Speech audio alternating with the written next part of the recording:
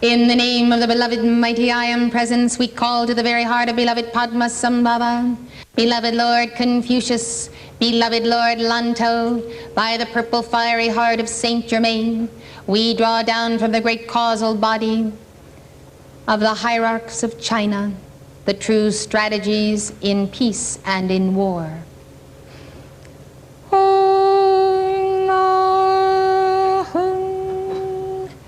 Vajraguru Padme Siddhi Hum Om Ahum Vajraguru Padme Siddhi Hum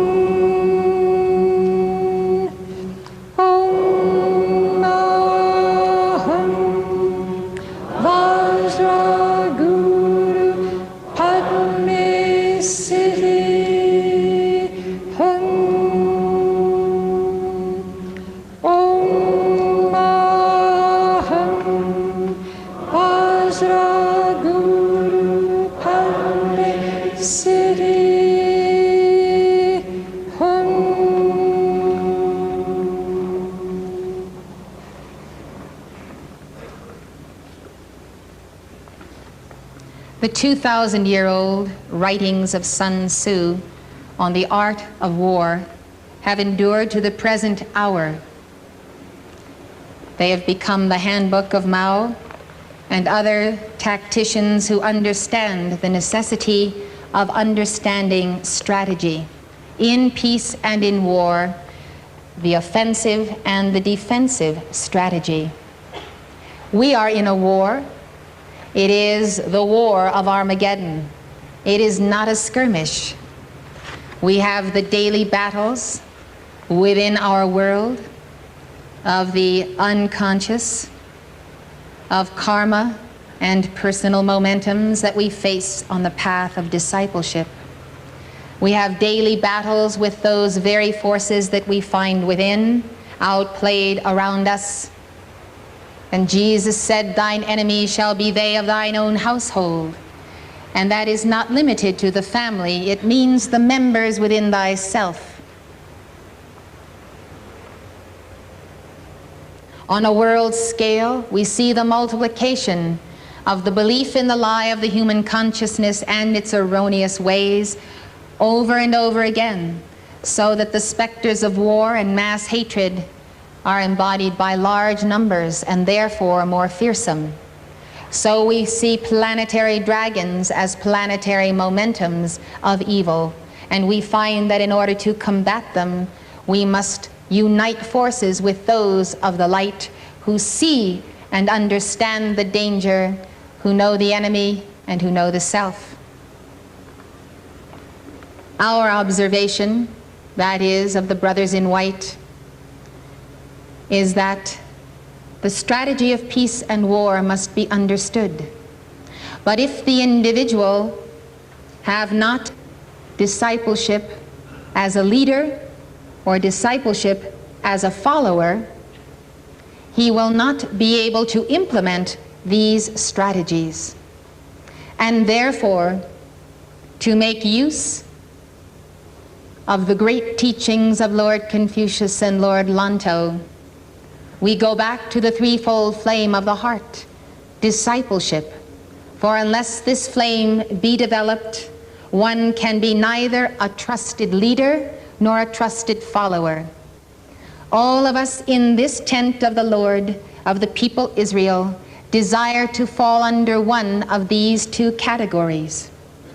In truth, each one of us at given moments must be both. Sometimes we find ourselves the only one with a cool head that knows what to do with any number of people, life streams, livestock, that must be led to safety or in the right direction. And sometimes we recognize a leader greater than ourselves and we instantly follow. And thus those beneath us on the scale of hierarchy are the followers of the light of our hearts. Those above us become our leaders. And if we have expertise, spiritually or professionally, in some area, we may find ourselves advising those in hierarchy above us, or lending our heart's momentum to those beneath us, who also may have some area of expertise. Thus, in the field of physical aptitudes and skills developed, an individual may be capable of directing a group of people, but he may lack the spiritual attainment that must go hand in hand with it, and therefore be subject to errors of judgment rather than errors of knowledge. He may have perfect knowledge in his field, but he may not have a balanced threefold flame to exercise right judgment for a plan of action. We understand that the light comes forth from the great central sun in a mighty tide, and that light is oncoming to swallow up the corresponding tide of darkness which we find in the eruption of planetary karma on planet Earth and other systems of worlds. The juxtaposition of light and darkness must tell us that in the very movement of light, in the midst of light, there is the ensouling of light by the armies of Lord Maitreya, who figures in the book of Revelation as the Word, who is known as the faithful and true. Therefore he comes robed in white, and the saints robed in white are with him. Archangel Michael has his legions. Every hierarch of light has his legions. You ought to assume that your mighty I Am Presence and Christ's Self has angels in the service of the cause of righteousness, and that when you take up the cause of righteousness, ministering angels will assist you by embodying an extraordinary light which, if placed all within your chakras, would be like the overloading of an electrical transformer. Thus God multiplies himself over and over again for the embodiment of that light which is intended to swallow up the darkness of Armageddon.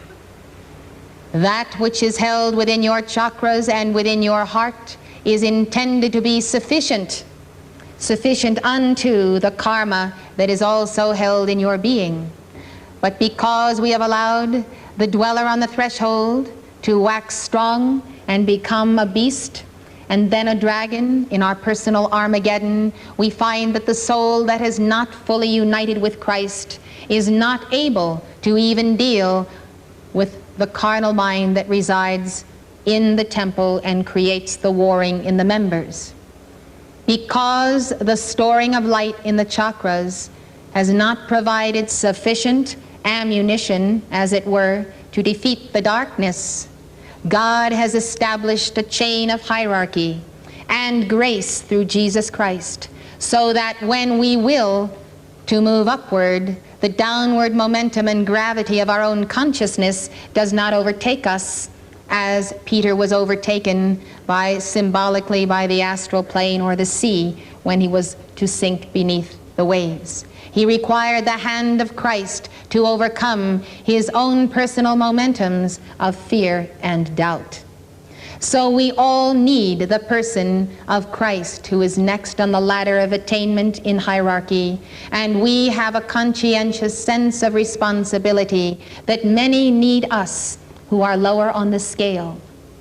It is proper to assess one's own magnitude of light, to know what one's strength is and what one requires from the Lord and the Lord's host. It is like a general analyzing the troops, their numbers, their preparation, how many tanks, how much he has to meet the enemy, and at the same time knowing that enemy. Therefore, in the case of hierarchy and in the case of the Christ consciousness, we garner that which we call forth. And when we meet an enemy within that seems all-consuming and all-powerful, as an ancient record of hatred, for instance,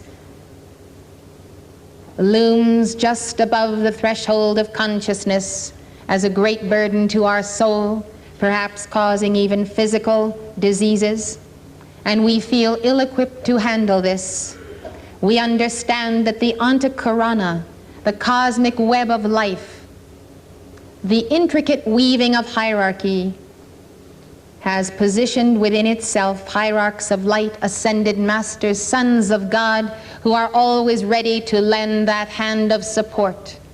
They are governed by cosmic law, and that law says that they may not transfer the light momentum of their attainment into a vessel that is not committed to use the light for the all-victorious, all-glorious purpose of bringing God's kingdom or consciousness into manifestation within the individual and within the planetary worlds.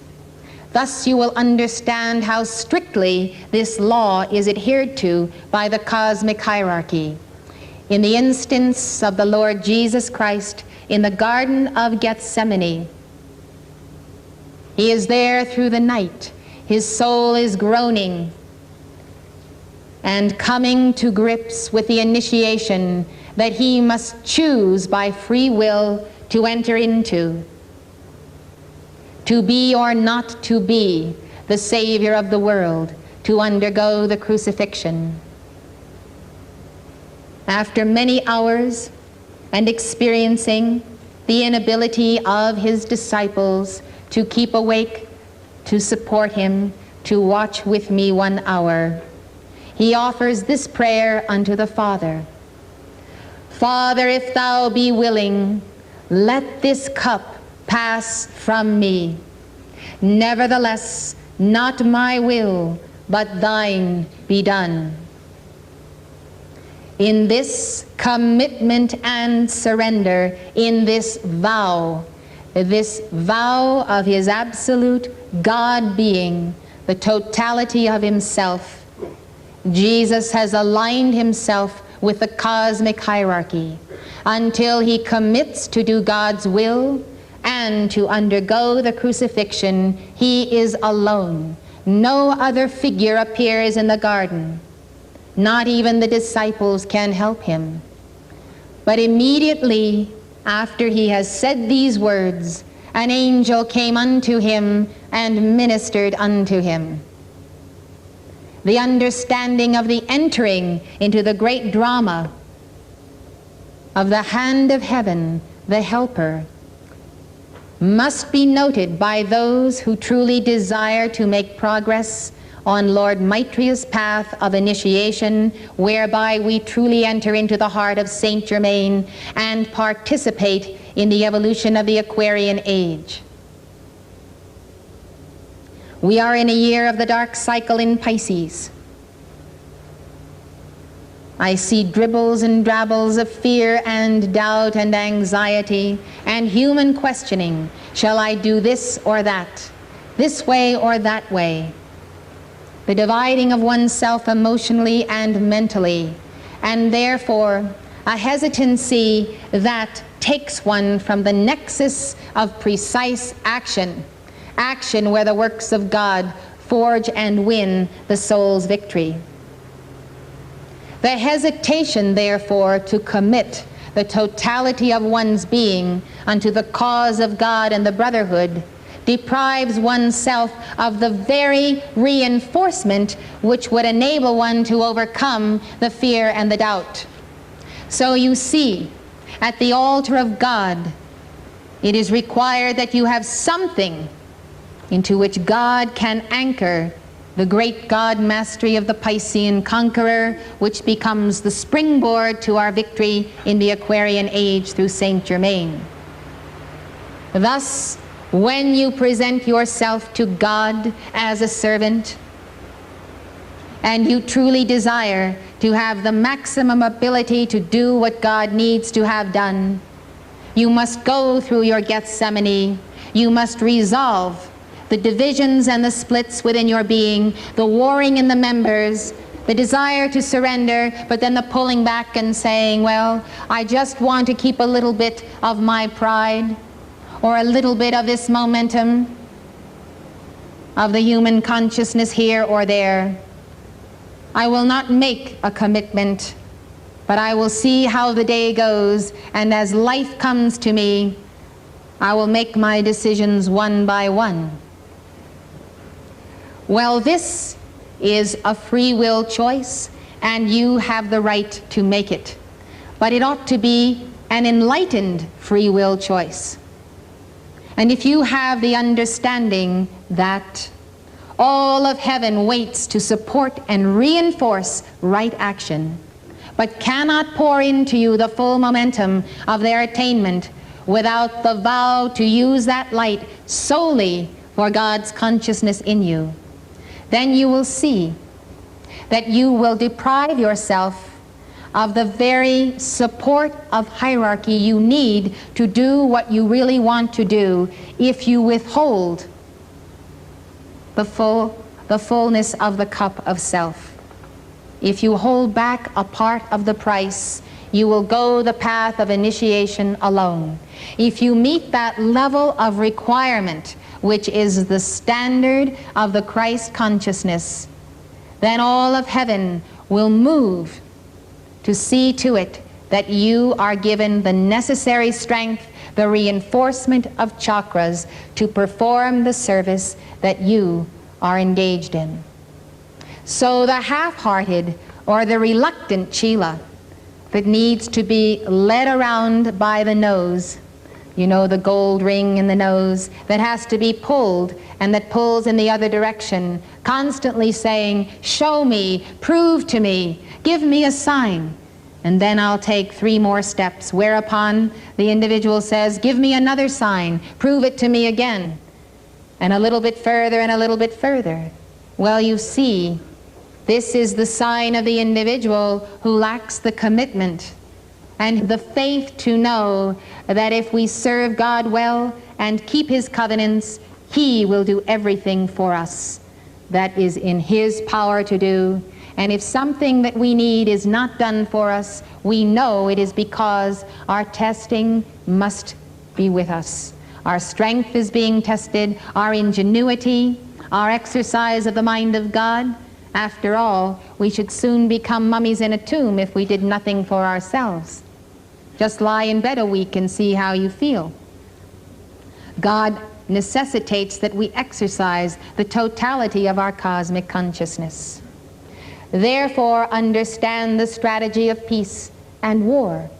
Therefore, understand your role on the path of freedom.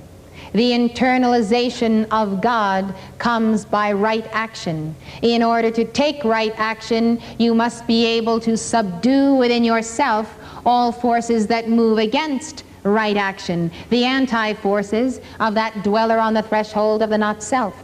In order to subdue these, you need help.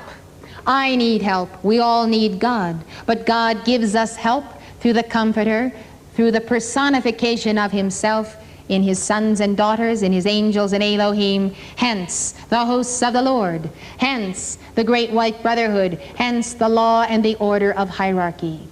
Thus we come back to the position of the individual. You each have a position on the cosmic scale and the ladder of life, if you are a striving one, if you are a sincere student of God. Therefore, to know thyself is to know thy strength. Jesus said, sufficient unto the day is the evil thereof. As thy day is, so shall thy strength be. Whatever you are called upon to do, whatever is the need of the hour, you will have the strength to overcome if you have entered this covenant with God.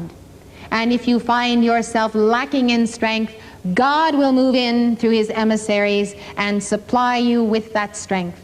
Just test Him and see. It's a glorious moment to feel one's helplessness, one's total absence of strength, or the barrenness of one's mind for an idea or a thought or an understanding to do anything.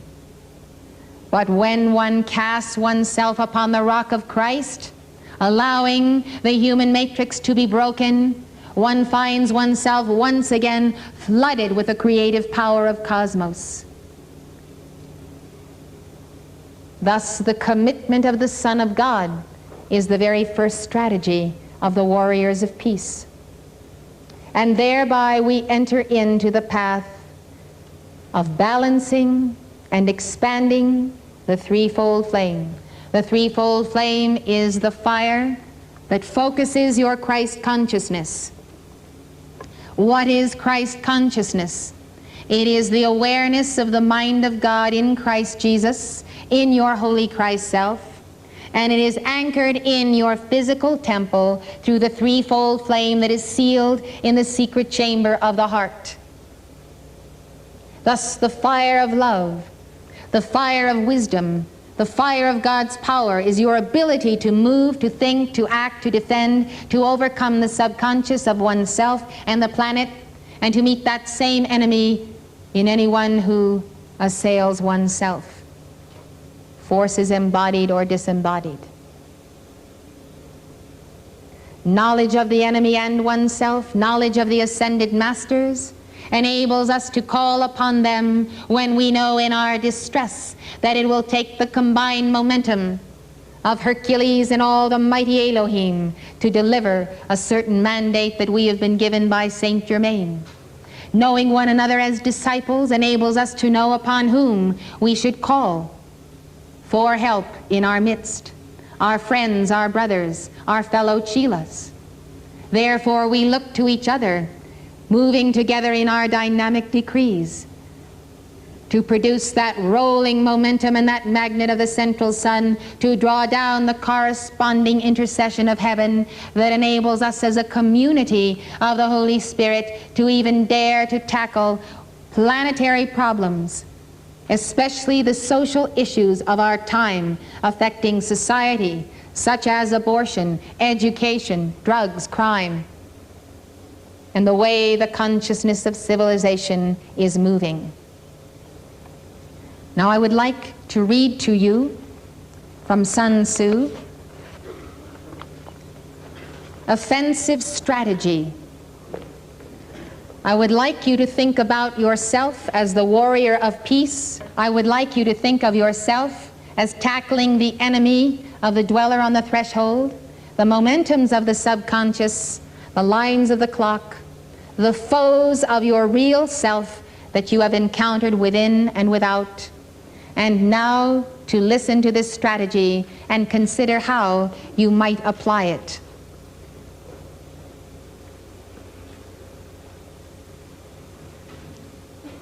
Sun Tzu said, generally in war, the best policy is to take a state intact. To ruin it is inferior to this. Do not put a premium on killing.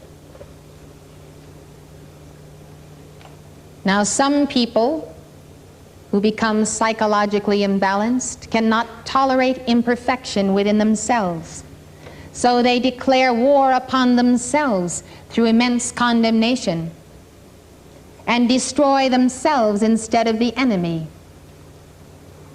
Sun Tzu says, take a state intact. So take the whole man intact, and therefore bring into alignment and subject its members to your Christ consciousness. To capture the enemy's army is better than to destroy it. To take intact a battalion, a company, or a 5-man squad is better than to destroy them. We know that nothing is created or destroyed. We live by the law of freedom, and the law of freedom is the law of transmutation. Therefore, do not destroy oneself on the path of initiation, but rather transmute. Call all of one's members into alignment. For to win 100 victories in 100 battles is not the acme of skill. To subdue the enemy without fighting is the acme of skill. When the dweller on the threshold is bound, subdued, we realize we have invested in that carnal mind for thousands of years a tremendous quantity of energy that has its point of origin in the desire body. A source of tremendous strength is invested in the synthetic self. We are warriors of peace going forth to bind that enemy. But we desire to take the enemy intact and strip him of that power, restoring that power and all creativity which belongs to God to our own Christ self and our I am presence, so that we may use it for what it should be used, which is the healing of the body, all of our diseases, to give us the full strength we need to carry on the path of our Christhood.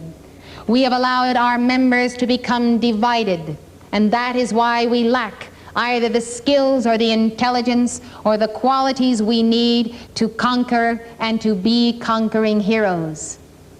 All that you need God has given you, but you have allowed the enemy to swallow it up. Now you recognize that enemy, self-created, and you will go after it. Not to destroy it, to transmute it, to take back every erg of light. And when it is transmuted, it no longer has any identity. It is swallowed up in light. Thus Christ replaces Antichrist, not by the bloodbath, but by the creative intelligence of the mind of God. And therefore, in the process, you do not confuse who is oneself, who is one's enemy, and begin to heap condemnation upon your own soul and become, as they proverbially say, your own worst enemy. You take the side of the enemy and condemn the soul, and therefore lose more of your strength once you have engaged in this personal Armageddon. This strategy is very important to understand, because you can make much more progress than you have thus far on the path if you will simply look logically at what you are doing on the battleground of your own consciousness. Thus, what is of supreme importance in war is to attack the enemy's strategy. The enemy's strategy is the point of the serpentine mind that began with the first lie. And the first lie was fear. Fear of God, fear of coexistence with Him, doubt in Him and His ability to conduct our lives. Fear and doubt, the seeds that ultimately manifest as betrayal. So we go after the dweller on the threshold or the beast in the forest intelligently. We do not want the beast to overtake us. This is why it says, let sleeping dogs lie. Or to awaken the sleeping serpent is to encounter the full viciousness of that serpent. We're going after the point of strategy. The point of strategy, as David knew, is the point of cogitation and of vision. It is right here at the third eye, right at that point of the focalization of consciousness. That is the point of the origin of the enemy. That is the point where the enemy begins to have an identity apart from the mind of God. It is the misuse of the third eye chakra. It is the perversion of that chakra. The enemy's strategy is the enemy's logic. Serpent had a logic in the garden. Thus Mother Mary, the cosmic virgin, the mother of the world, comes to teach us what is the strategy of serpent, what is the strategy of the sons of God. If we understand his strategy, why he is speaking to us the way he is speaking to us, what is his objective, what is he trying to get from us, how is he trying to control us, we cannot in any way be defeated by that enemy.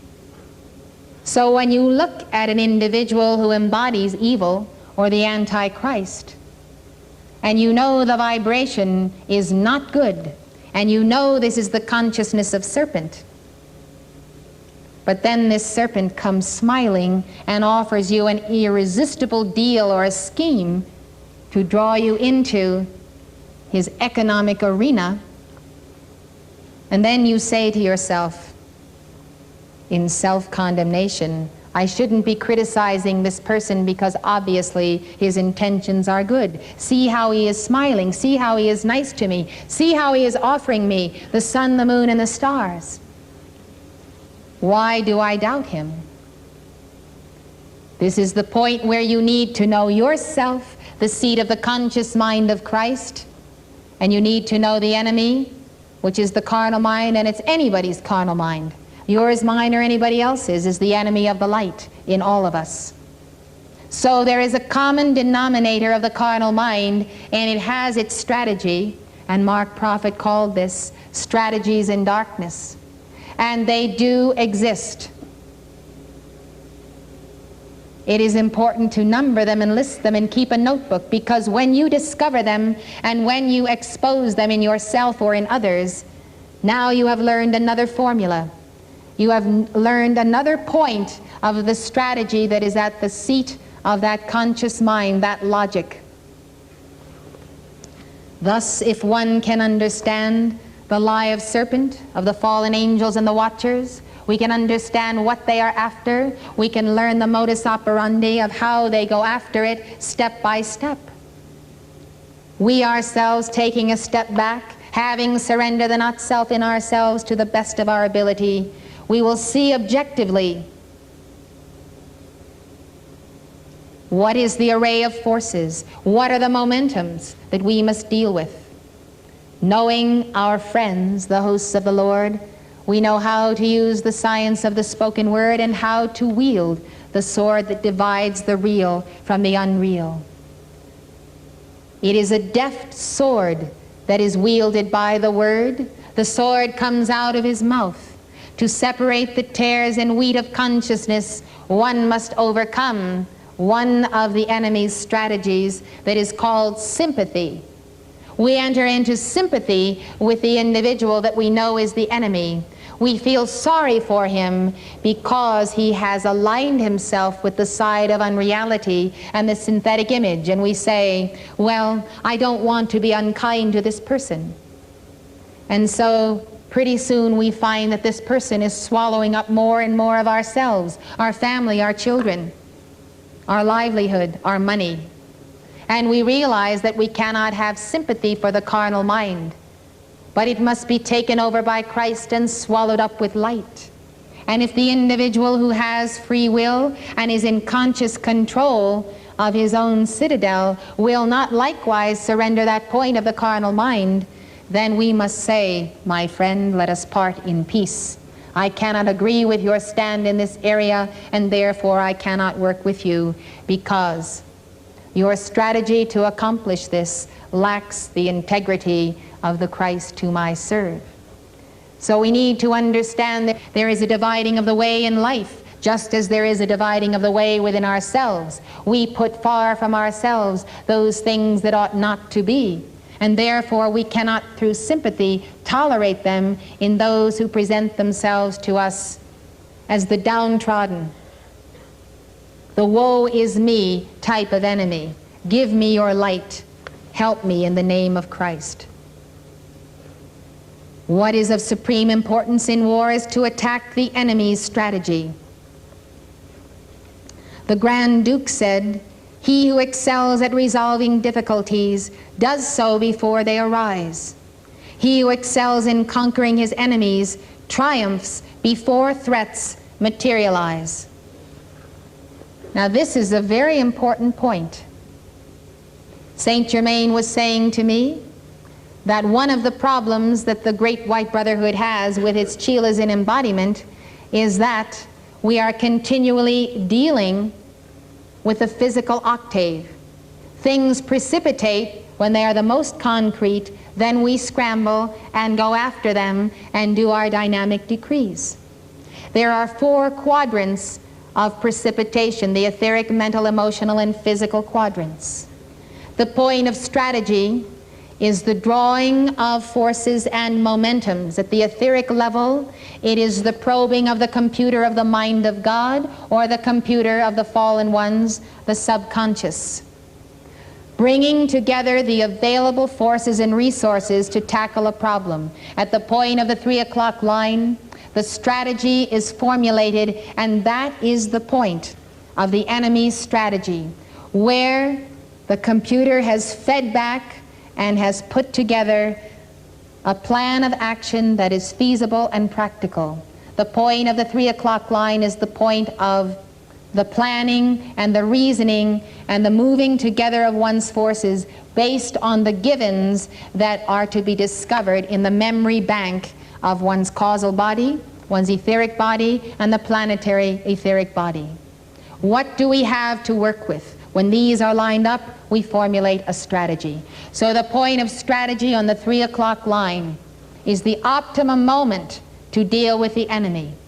And therefore, in order to do so, one must trace oneself back through one's own physical manifestation, from the physical through the emotional body, back to the mental. One has to understand the logic of how plans come into being, and for this a knowledge of geometry, a knowledge of logic, of a theory or a hypothesis and the proving of it, a given premise and its conclusion. It takes study, and it takes study of the minds of the people of this earth, the mind of God, the mind of the ascended masters, to understand how a plan for practical action can be formulated and how to understand and calculate that it will succeed. Strategy is this.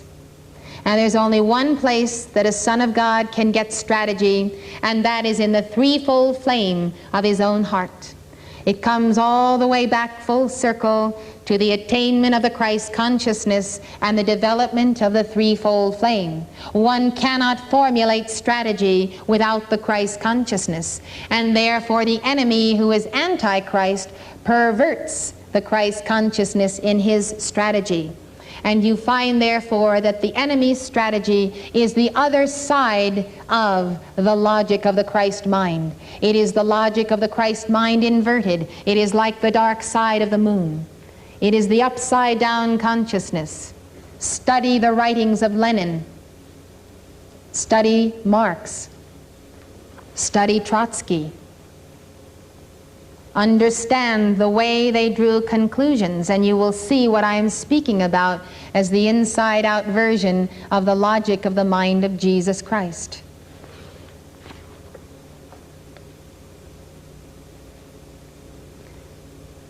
Resolving difficulties before they arise takes experience. It takes experience to know everything that could go wrong in a given situation, and then to head it off at the pass and deal with it before it starts precipitating in the physical octave. The place where alchemy is easiest is from the 3 to the 9 o'clock line, between the mental and the emotional body. Once something becomes physical, it is very difficult to undo. Take the Berlin Wall. There were hours and days when the Allies could have stopped the Soviet Union from putting up that wall. The strategy was not there. There was hesitancy, a pulling back, even cowardice, a failure to commit oneself to principle and challenge the bluff.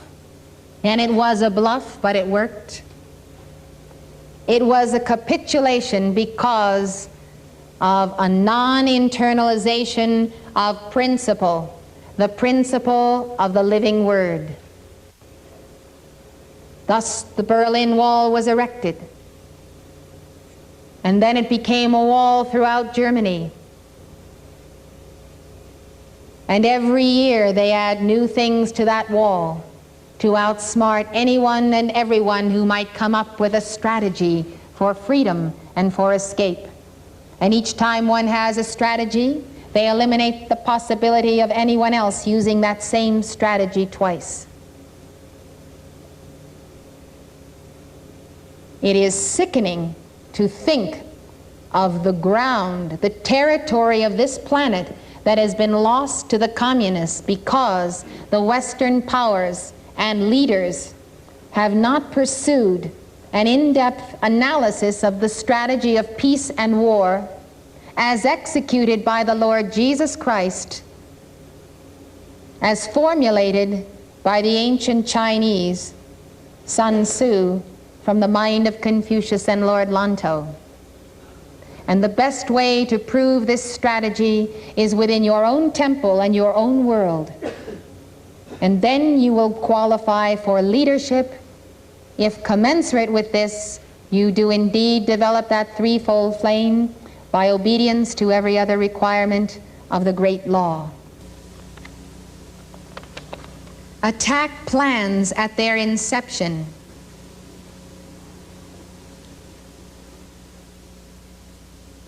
In the later Han, Ko's son surrounded Cao Chun. Chun sent his planning officer, Huang Fu Wen, to parley. Huang Fu Wen was stubborn and rude, and Ku's son beheaded him and informed Cao Chun, "Your staff officer was without propriety. I have beheaded him. If you wish to submit, do so immediately. Otherwise, defend yourself." On the same day, Chun threw open his fortifications and surrendered. Think of a momentum that comes out of your own subconscious, that challenges your Christ self. Think of the momentum of that carnal self that is stubborn and rude, impudent and challenging when the voice of Christ speaks within the temple, or the voice of authority of your own hierarch, the ascended Master Moria or Saint Germain. Notice how the reaction of the carnal mind will be aggressively and hatefully pitted against the fullness of the light of God when God does make a demand upon one to offer a little more striving and to go the last mile. This strategy was to behead him, instantaneously decapitate that vice. This will cause the rest of the subconscious to tremble in fear and to come under submission to your Christ self, because the action is so fierce and quick. It does not tolerate, it does not engage the enemy. It does not allow it any room to continue. It says, "You have been an affront to the office of my own Christhood, be gone." And therefore, the challenge to the rest of that human creation: if you wish to submit, do so immediately, otherwise defend yourself. You ought to try this and see how quickly you become the master of your temple. The dallying and the indulgence, the hesitation of this 2 o'clock line of fear, doubt, human questioning, and records of death is an amazing brake on the chariot of your ascension. It holds you back. Indecision and self-pity on that 6 o'clock line. Some people fool around for years and years with that stubborn and rude and impudent side of themselves that indulges in some bad habit and lets it go on and on and on. Every other foe in one's house, including in your own world, your family, your household, sees the weakness and takes advantage of it and rides in through it and overtakes and overcomes. It's like a leaky roof. One leak in the structure of the law and the whole law is compromised.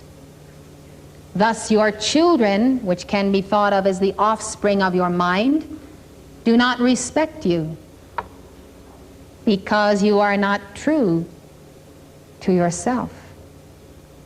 So you do not respect yourself, the enemy does not respect you, and you still fool around embodying over and over again, compromising that circle of identity.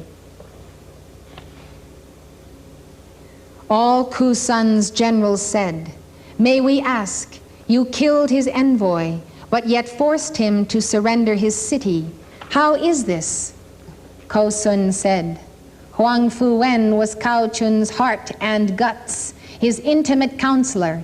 If I had spared Huang Fu Wen's life, he would have accomplished his schemes. But when I killed him, Cao Chun lost his guts. It is said, the supreme excellence in war is to attack the enemy's plans." All the generals said, "This is beyond our comprehension." The key exponent of the planetary sinister force in you is your own carnal mind. The planetary momentums and the fallen ones are encouraged when you do not behead that carnal mind, the point of its strategy, the point of its logic. So when you find the one that is the key to the general's victory, he is the one that must be wiped out. This is the strategy of the warriors of peace. Now, what is the key to the overtaking of America? We know. Isn't it drugs, rock, abortion, manipulation of the economy? These personifications of consciousness that have become large still go back to one single point of the perversion of the third eye. We need to take our sling as David and hurl it at the very point of the strategy of the enemy. Yes, we have let it grow and become physical, until finally Bush said that he would take the entire military forces of this nation to move against drugs and to engage in the war on drugs. We have been saying that from the platform for at least 5 years. But the problem is, unless they spend enough money and give enough equipment and organize and have effective leadership of the Christ consciousness in those teams that are going out now to fight drugs, they will not win. And right now, our own Coast Guard in Miami is not equipped, not nearly as equipped as the drug dealers themselves. Simple strategy for peace and war is not followed. Know the enemy, know yourself. The enemy, who are the importers and smugglers of drugs, have much more going for them. Their materiel, their planes, their boats, their radios, all of their systems. We don't have enough troops.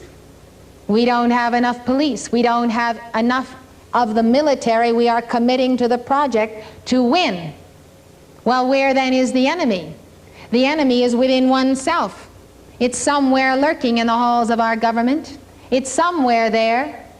And the strategy of the warriors of peace is to go out and move against the enemy of our victory. The enemy that is within must be found right at the point of the seat of the conscious mind of that dweller on the threshold of our nation. It's going to be a threshold of victory if we bind the dweller sitting on the threshold of the door of consciousness to the superconscious mind.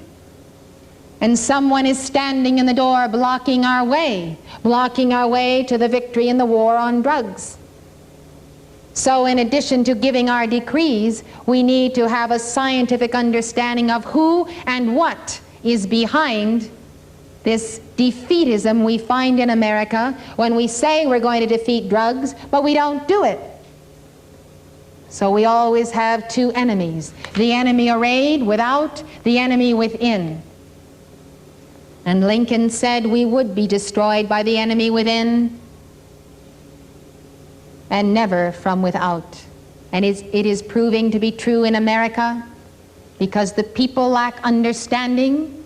They lack the will to implement what understanding they have, and they lack the love to infire their hearts with such determination and fervor that the very love itself is the fuel for the battle of every day. Without the threefold flame, we can do nothing. Without me, Jesus said, you can do nothing. Absolutely nothing. Without Christ in you, you have no hope of glory, of the glorification of God in yourself, your members, and the serving of your fellow man. So you cannot be a ministering servant if you do not have that threefold flame. All of the books have already been written with a formula for the victory of planet Earth. They are not being applied because the leaders are not there and the followers are not there. This is what we propose to do through the education of the heart, through our Montessori schools, through Summit University. But even this we cannot accomplish if some do not come forward who have the heart to serve and to strive in the capacity of teacher, in the capacity of leader and follower in these very goals. No thing that the masters propose can be accomplished if there are not those who have the integrated personality in God, which we learned about through the dictations of our Easter conference. The integrated personality of God is one who has externalized the Christ consciousness, is one in whom there burns a threefold flame that is in action day after day. The integrated personality in God, that is the point of the conscious mind in action. Plans are formulated and put in motion in the mental body, and the sacred labor occurs in the third quadrant, which we call the emotional body. It is well to think of the third quadrant as the quadrant of desire, because the bottom line of action of people on earth is that we do what we want. Our desires move us. If we have a desire, we do something. If we lack the desire, we do not make the effort. We sit. All of us have to contain, more or less, some element of desire to do what we are doing right here in Montana. To be together under this tent, all of us had to contain the desire to be here. Those who did not contain the desire did not come. Your sacred labor, your profession, your work, your life is how you can read what your desire is. Maybe things are ambivalent. Maybe you go this way and then the other way. Maybe you haven't charted the course of your destiny. Maybe you haven't begun in the computer of the mind of God, in the etheric octave, drawn the forces together, formulated a strategy for life. And therefore, when it comes to the sacred labor of applying the desire, you're not one-pointed because you haven't gone through the lawful cycles. Everything is in flux between the mental and the emotional body. This very moment, we can change our thought. We can change our feeling. Instantly, in the presence of the mind of Christ, we can have a new be attitude. We can harness our feelings and our desires to the will of God. But once we have committed an act, spent our money, which is the essence of our desire, harnessed ourselves to this or that project, gone in this direction, we are basically committed. We're into the physical octave. We have tied ourselves and locked ourselves into this or that situation. At that point, it is more difficult to undo. This is why the strategy is to attack the enemy's plans. Now, if you do not do this, and the enemy moves forward with his plans, if you haven't nipped him in the bud, the next best thing is to disrupt his alliances. His alliances are his forces. Those who move with him, those who support him, those who multiply his plan and put it into action. Do not allow your enemies to get together. Don't allow all your bad habits to get together and overtake you and destroy your body, your mind, or your soul. Look into the matter of his alliances and cause them to be severed and dissolved. If an enemy has alliances, the problem is grave and the enemy's position strong. If he has no alliances, the problem is minor and the enemy's position weak. We can see this in dealing with children. We help them to overcome one by one. The older they grow, the more all of their forces are moving in one direction. Their alliances are set. It is much more difficult to break a momentum of stubbornness as that stubbornness becomes more and more concrete in human habit patterns. So the enemy of Christ in the child must be dealt with early, before conception. Before conception, we deal with the enemy of the child. We deal with the enemy within ourselves. And we make the calls for that child in Christ to overcome the momentums of the past before he is even born, before even the full 9 months are complete. Meeting the strategy before it becomes physical. The next best, if you cannot disrupt the enemy's alliances, is to attack his army. He who struggles for victory with naked blades is not a good general. Battles are dangerous affairs. If you cannot nip his plans in the bud or disrupt his alliances when they are about to be consummated, sharpen your weapons to gain the victory. Sharpen the mind of Christ within yourself. Sharpen your use of the science of the spoken word. Call upon all of the forces of heaven to save the soul of that child, your own soul. Sharpen the blades. Sharpen the mind of understanding and go after it with the full alliance of your own forces, of your own Christhood. To be divided within oneself is self-defeating. How can you overcome an army of the enemy if you yourself are divided? The worst policy is to attack cities. Attack cities only when there is no alternative. To prepare the shielded wagons and make ready the necessary arms and equipment requires at least 3 months. To pile up earthen ramps against the walls, an additional 3 months will be needed. If the general is unable to control his impatience and orders his troops to swarm up the wall like ants, 1/3 of them will be killed without taking the city. Such is the calamity of these attacks.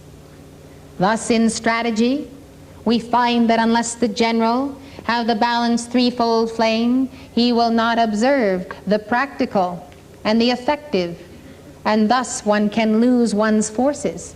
You know how this is done within oneself. Without proper and necessary preparation, sometimes we tackle something and we fail to overcome what we should be overcoming or to complete the task because we haven't prepared, we haven't assessed our forces. In the later Wei, the Emperor Tai Wu led 100,000 troops to attack the Sung general Sang Chi at Yutai. The emperor first asked San Chi for some wine. San Chi sealed up a pot full of urine and sent it to him.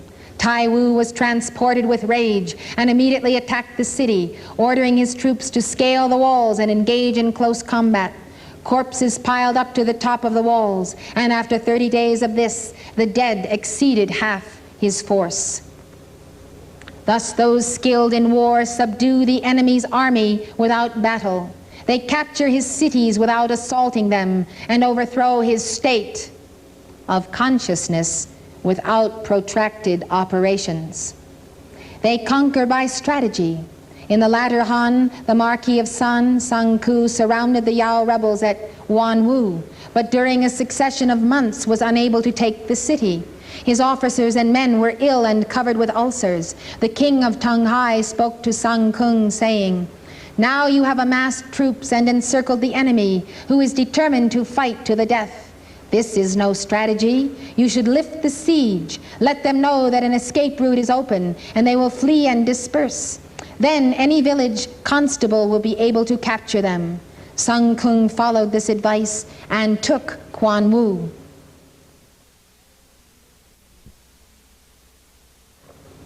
Your aim must be to take all under heaven intact. You want the child intact. You want to defeat the enemy of the child within himself and within society. But you do not want to destroy the child in the process. And psychologically, you can destroy a child by condemnation, by cruelty, by subtle measures and tactics. And instead of destroying the enemy of the child, the condemnation heaped upon him is the destruction of his mind and his psychology, whereby he himself must conquer himself. We cannot all rush from this tent with our steeds,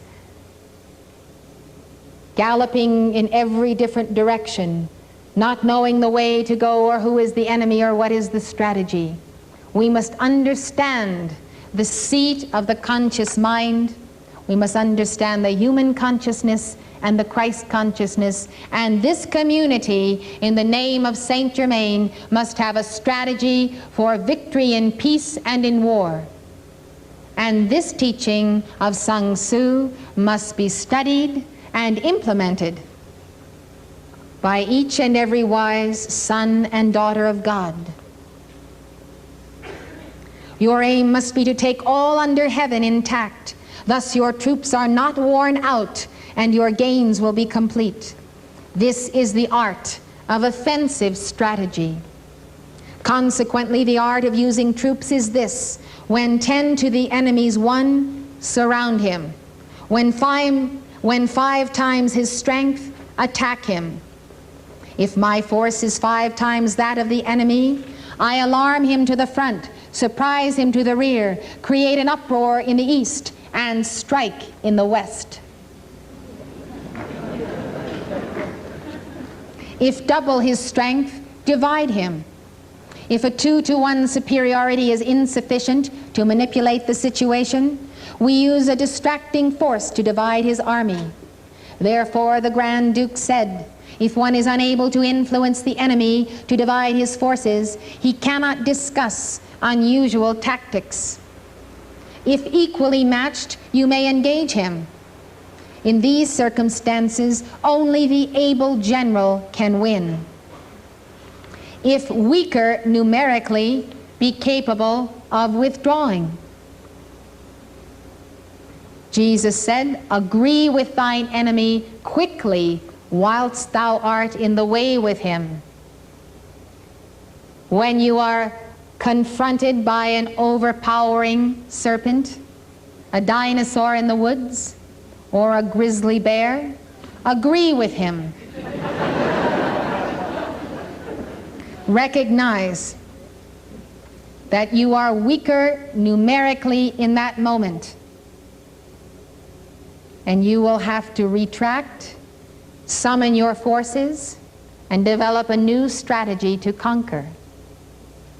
Discretion is the better part of valor. You don't rush in where angels fear to tread. You assess the situation and determine how you are going to overcome. If you start marching with banners on some of our social issues, you could bring down the whole nation against you. Do you remember Anita Bryant? And all of the gays in the whole nation came down upon her. She did not have the forces to deal with it. It broke up her marriage.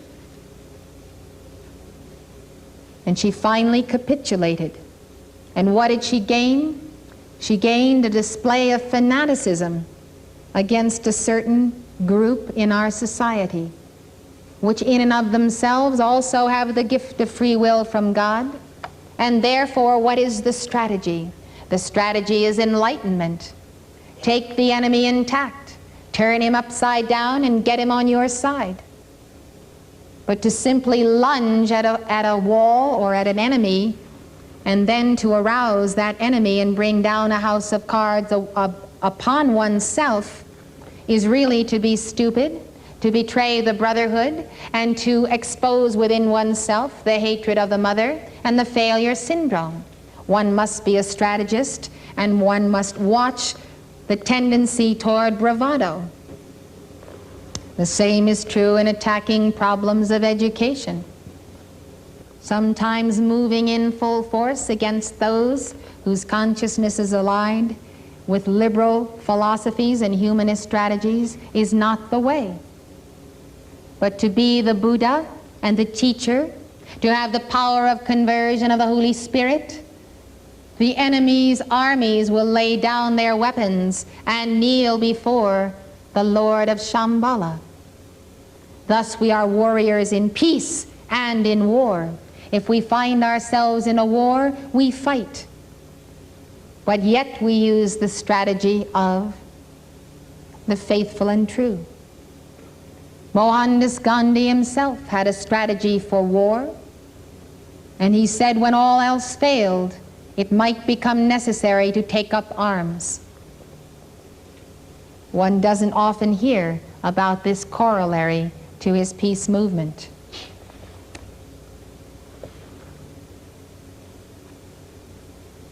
If weaker numerically, be capable of withdrawing. If your troops do not equal his, temporarily avoid his initial onrush.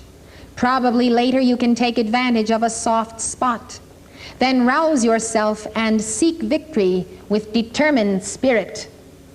Determined spirit. That determination is the desire body that moves and determines that it will find the strategy, the point of the all-seeing eye of God, to undo the perversion of that eye on the part of the enemy.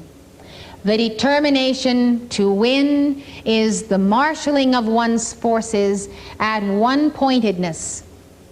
If you really want to win in the battle of life, you will make sacrifices.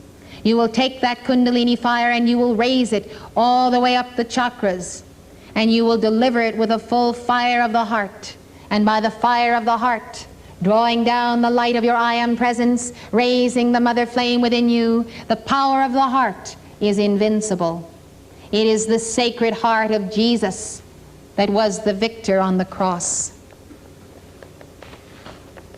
If the enemy is strong and I am weak, I temporarily withdraw and do not engage. This is the case when the abilities and courage of the generals and the efficiency of troops are equal.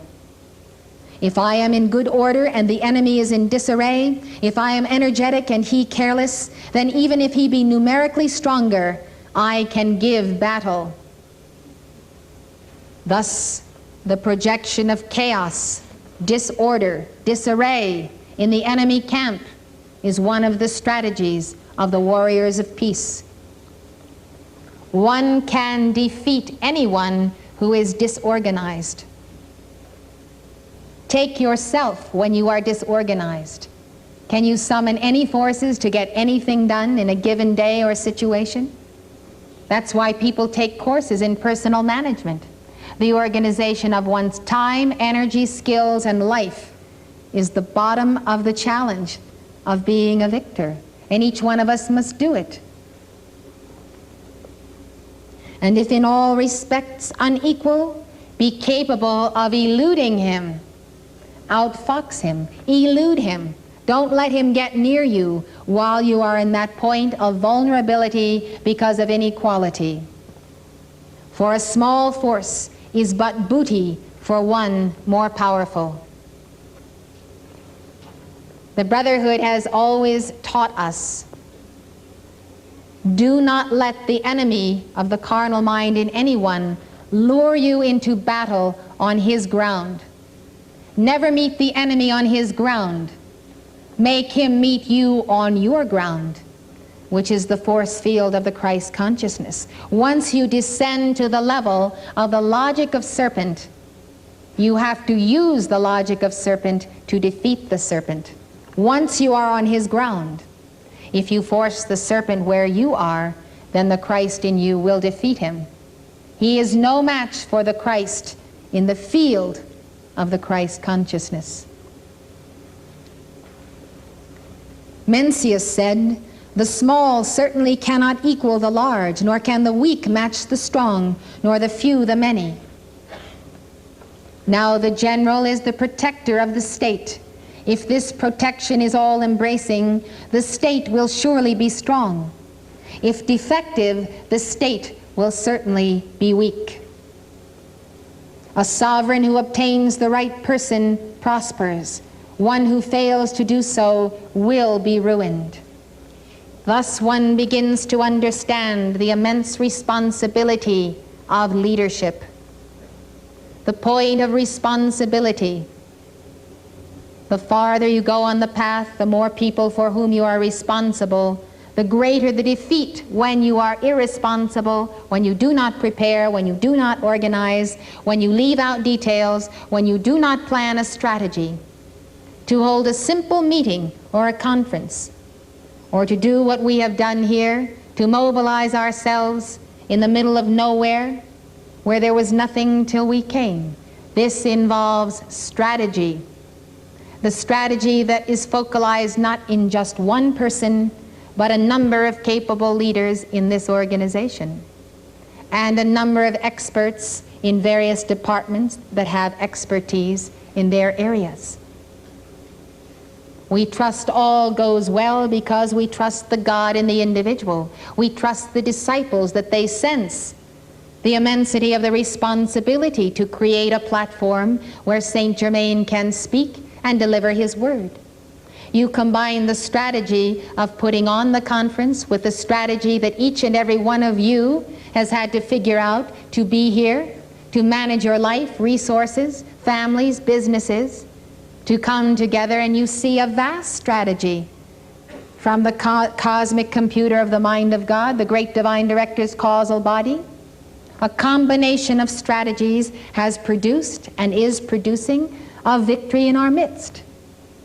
Without the ascended masters as the true generals in the field, I myself would wonder who I was following, because I am a follower and I am a listener. I realize some people look to me as a leader, but I'm only a leader insofar as I am a follower. And if I cease to follow my leader, we all fall down. So look at yourself. See how many bright and shining faces are following your example, because you do not fail to see that any strategy will fail if you don't take care of the details. Thus it all goes back to the top. At the top of the pyramid, we look to El Moria, we look to Saint Germain, we look to Lanello. Each one of us is a part of God. To know the whole strategy, we need to tie into the whole mind of God, manifesting in the great white brotherhood, ascended and unascended. I don't know the total strategy of God. I hope I know my part of it. But the key to my own victory is that I do what I'm told. I obey the orders of the Knight Commander. And I don't ask questions, so I don't always know why he is telling me to do what I am doing. But I know if I take that step, that very step itself will be self-revealing, and we will see the next and the next. Each of us, therefore, as a general or as a follower, walks by faith. And when we act on the principle of the law and the person we know who embodies the law and follow our hearts, we are nearest right. And that's all any of us can do, is be the nearest right, the right we can perceive, and act upon it. Now there are three ways in which a ruler can bring misfortune upon his army. Listen to this, all of you rulers, sitting in the seat of your Christ self. When ignorant that the army should not advance, to order an advance, or ignorant that it should not retire, to order a retirement. This is described as hobbling the army. Failure to tie into the troops, the co-workers, the staff. Failure to be sensitive to their hearts, their needs, their capacities, their strengths, their energies. The leader must know how far to push the army. He must know more than the army, just how much they can strive and transcend themselves. You need to know how far you can push yourself. You need to know what your reserve forces are within you, what you can call upon when necessary to have the most important victory of your life. And if you are not in training and haven't proven to yourself in lesser matters just how much light you can summon, if you indulge yourself, your four lower bodies, or your own children, you will find at the moment when they should reach and push and grasp the torch, that they will fall back and say, I can't, when really they can, if they understand the limitless resources available to the one who vows to conquer. The advance and retirement of the army, the yin, the yang, the in and the out cycles. What is the need of the moment? The advance and retirement of the army can be controlled by the general in accordance with prevailing circumstances. No evil is greater than commands of the sovereign from the court. When ignorant of military affairs, to participate in their administration, this causes the officers to be perplexed. It's important to know when you don't know when you are a leader. I listen to the advice of department heads. I ask them to assess the possible. Simply giving commands when one is totally ignorant of what it takes to accomplish something is the act of an unwise sovereign. One can only direct when one has an understanding of what one is directing. And therefore, many times people say to me, "What shall I do?" Well, I don't know what you should do because I don't understand fully your circumstances. Go to your general, go to your Christ self, and figure out logically and practically what you should be doing. Therefore, run your own businesses. Direct your own life, your own community, your own households, your own factories. Don't ask me to offer advice out of the blue. You probably know much more about what you should be doing than I do. But I can always pray for you. I can always call for all of the ascended masters to intercede and help you. And I can incline my ear to hear your story and your plan and see if I have an idea. But maybe I won't have an idea.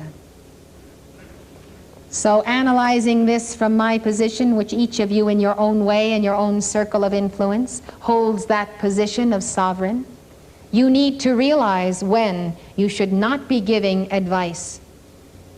When you don't know enough to advise, don't. Because it puts the freedom flame back on the individual, and he has the resources, and he will make the right decision.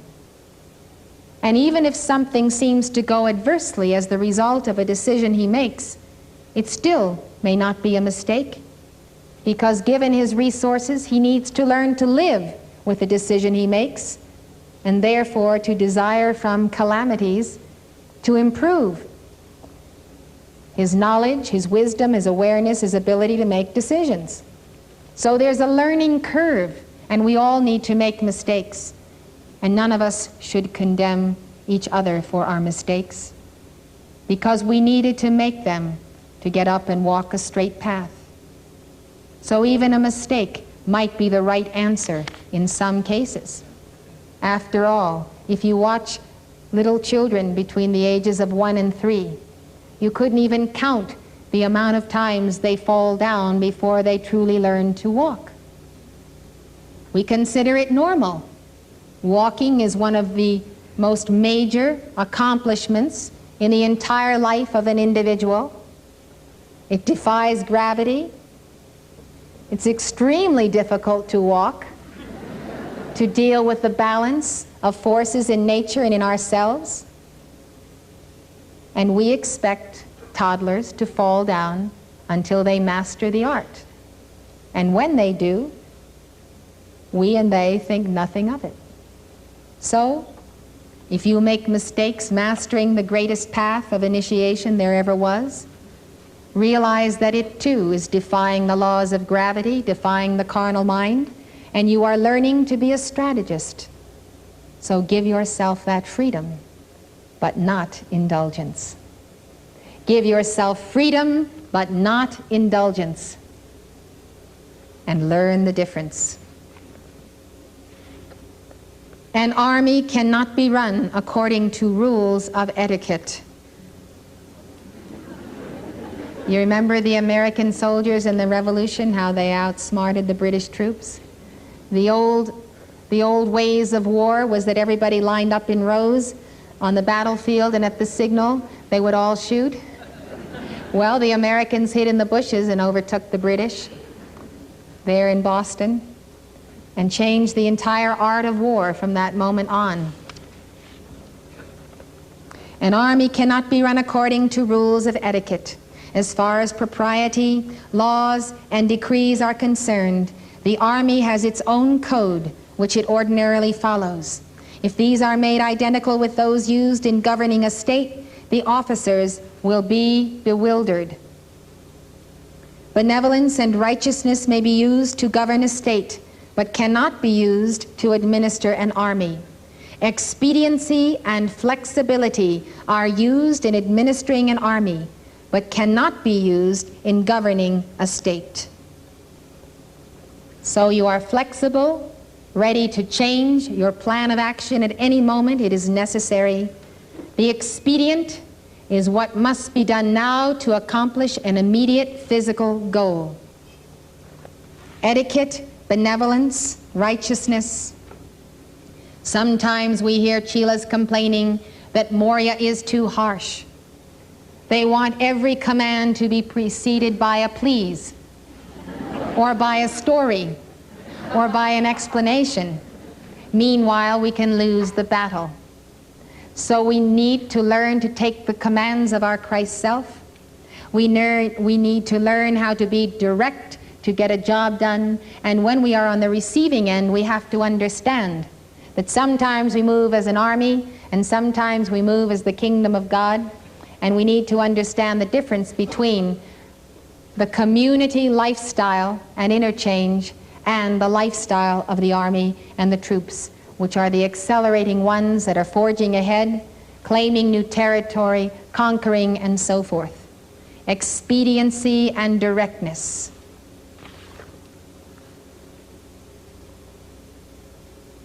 When ignorant of command problems, to share in the exercise of responsibilities.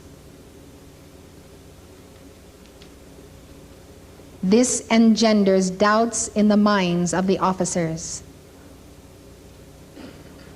When someone who is ignorant of command problems shares in the exercise of responsibilities, this engenders doubts in the minds of the officers.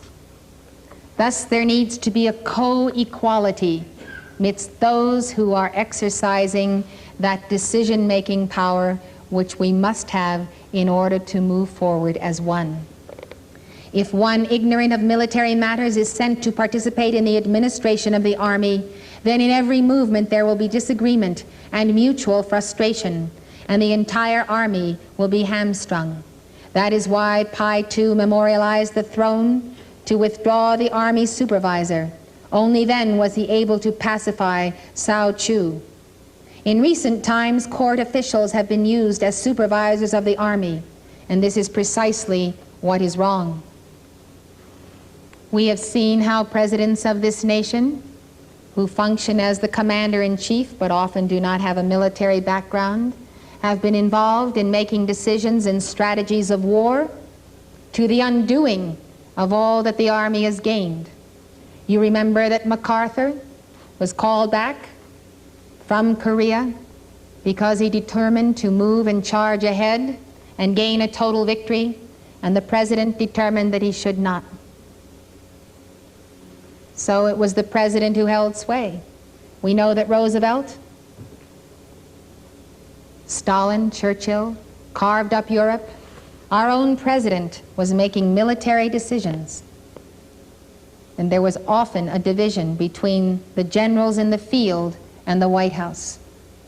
This is a great danger to our nation. It has been extremely costly. We know that Roosevelt lost Pearl Harbor because he made a military decision. He issued an ultimatum that could not be met. Japan attacked. He knew about the attack days in advance, and he came upon the strategy to let Japan attack Pearl Harbor, perhaps by thinking that it would galvanize the nation to enter the war and move against the Axis powers. Perhaps his strategy was better to lose that portion of the Navy and the armed forces and to use it as a psychological maneuver to draw the nation together. We realize that to become a military strategist in the ultimate sense of real wars on the planet takes training. And just because someone is elected to office, either as president or as a cabinet member, appointed or in Congress, does not make him qualified to make decisions in war. And this is one thing that the communists know, because the communists follow Sun Tzu to the letter. And this is how Mao took over China, by this very strategy. If the army is confused and suspicious, neighboring rulers will cause trouble. This is what is meant by the saying, a confused army leads to another's victory. Confusion, it's on the 6 o'clock line of the mother of Sanat Kumara. It is the mother's legions, the armies in matter, that win. They are divided and conquered by confusion. The wrong person cannot be appointed to command. Kaukua is merely able to read his father's books and is as yet ignorant of correlating changing circumstances. Now, Your Majesty, on account of his name, makes him the commander-in-chief. This is like gluing the pegs of a lute and then trying to tune it. The wrong person cannot be appointed to command. How often we have seen this be a problem. Now there are 5 circumstances in which victory may be predicted. He who knows when he can fight and when he cannot will be victorious. He who knows when he can fight and when he cannot will be victorious. He who understands how to use both large and small forces will be victorious. There are circumstances in war when many cannot attack few, and others when the weak can master the strong. One able to manipulate such circumstances will be victorious. He whose ranks are united in purpose will be victorious. The appropriate season is not as important as the advantages of the ground. These are not as important as harmonious human relations. He who is prudent and lies in wait for an enemy who is not will be victorious. Create an invincible army and await the enemy's moment of vulnerability. That sounds like Lord Maitreya himself.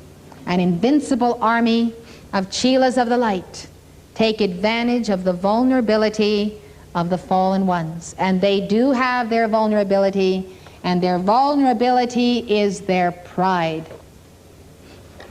Pride goeth before the fall. We need to know when the enemy is at the peak of his pride, and that is the point of the attack, even of the science of the spoken word. A gentleman said, "To rely on rustics and not prepare is the greatest of crimes. To be prepared beforehand for any contingency is the greatest of virtues." I think Saint Germain has designated this land to be prepared for any contingency, to form an army of light, to unite us, and thereby have the maximum strength for whatever it is that he desires to do.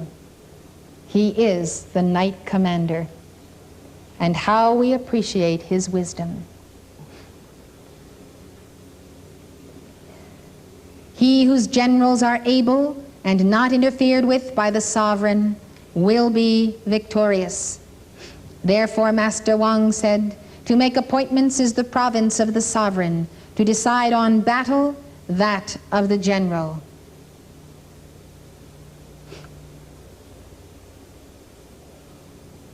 When I appoint an expert to do a job for me, I tell him to make the decisions. I listen, I hear the advice, I hear the reasons why, and if in my layman's understanding I do not perceive loopholes, and I have no prompting from on high, then I say, "You know your business, you make the decision." If I do have a prompting, but I cannot pinpoint it because I do not have the expertise, I ask for more research, more discovery, more finding out, and I ask for the flaw in the plan to be revealed to those involved or to me. And if that doesn't work, I demand that the will of God and beloved El Moria prevent whatever it is that is contemplated from happening if it is not the will of God.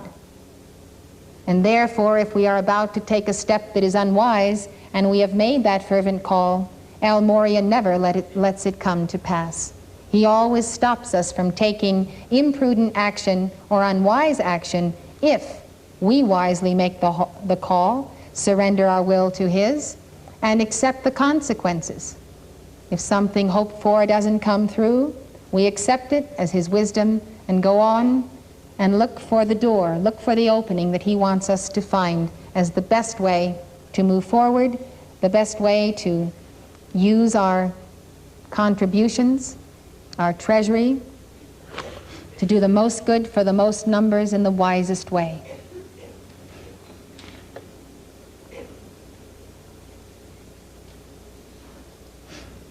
A sovereign of high character and intelligence must be able to know the right man, should place the responsibility on him, and expect results. Now you think about that when you have to do a job that takes more than one, and you're in charge. The people you select for the team need to be people that can get a job done. Now in war there may be 100 changes in each step. When one sees he can, he advances. When he sees that things are difficult, he retires. To say that a general must await commands of the sovereign in such circumstances is like informing a superior that you wish to put out a fire. Before the order to do so arrives, the ashes are cold. And it is said one must consult the army supervisor in these matters. Exclamation point. This is as if in building a house beside the road, one took advice from those who pass by.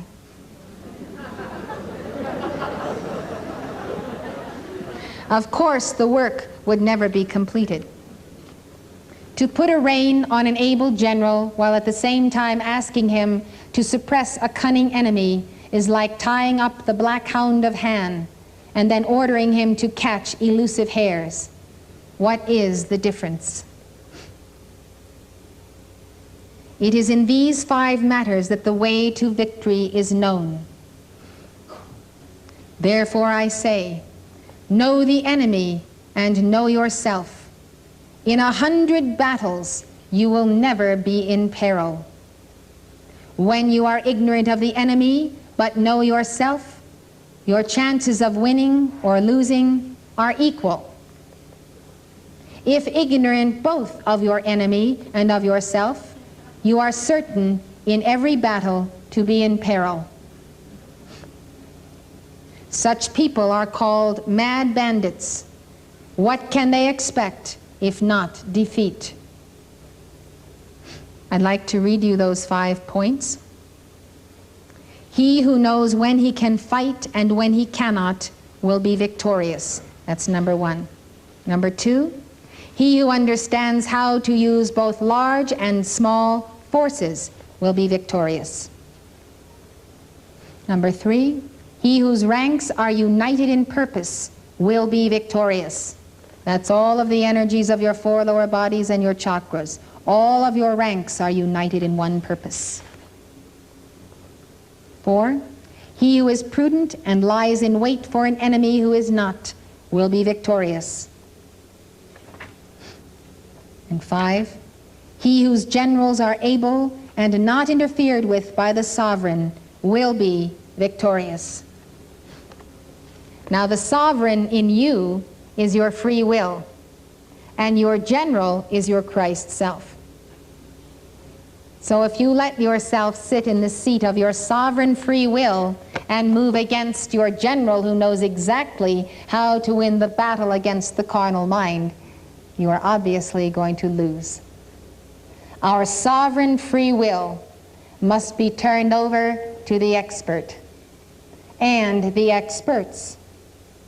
When we want to do something in the area of our youth, we call upon Leto, or Venus, or Meta, or Mother Mary.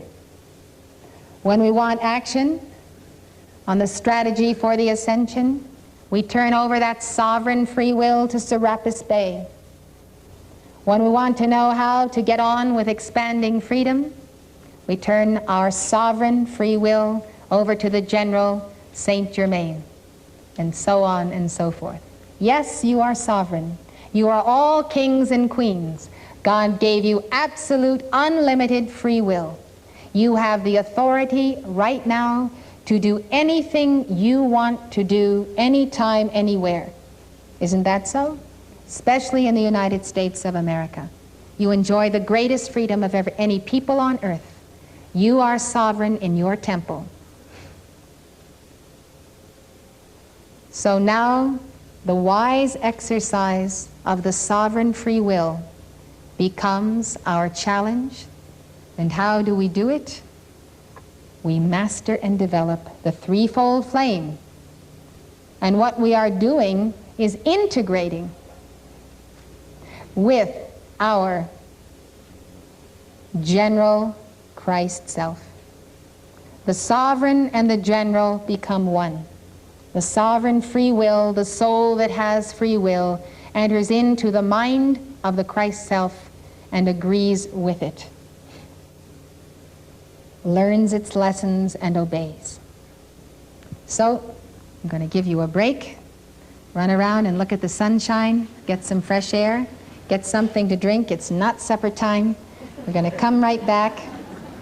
So when you hear the music begin, please rejoin me in the tent. God bless you.